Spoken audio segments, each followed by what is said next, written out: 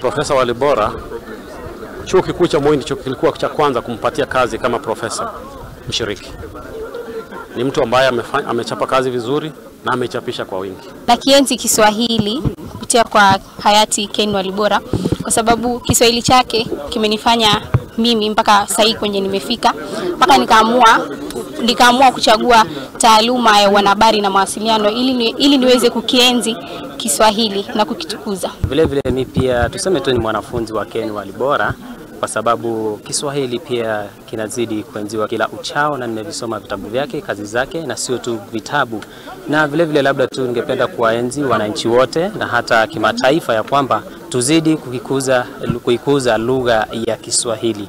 Na pia ningependa kutoa wito hususan kwa wale ambao wanahusika, washikadau wote, ya kwamba nchi ya Kenya pia imefikia wakati inahitaji baraza la Kiswahili kama nchi zingine. Hii safari ni ndefu, sio safari rahisi sana, na ilianza tangu siku nyingi, sio kwamba imeanza juzi tu. Kuna waandishi kama Ole Soyinka na kadhalika ambao wameongelea kuhusu muhimu wa Afrika kuwa na lugha moja kuu ya kuwaunganisha.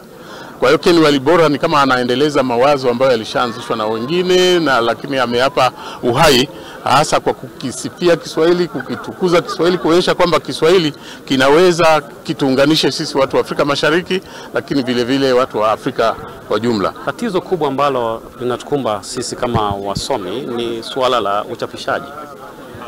Kama tunavyojua, changamoto kubwa ni kwamba sasa hivi vitabu vingi vinaweza kupatikana kwa mtandao, kiasi kwamba hata wale ambao wanachapisha vitabu ambao tunavijua vile vya kiasili vya kutumia karatasi, wakati mwingine wanapata tatizo la kupata mirabaha kutokana na uchapishaji wao. Anake gavana wa Korea County ya Siaya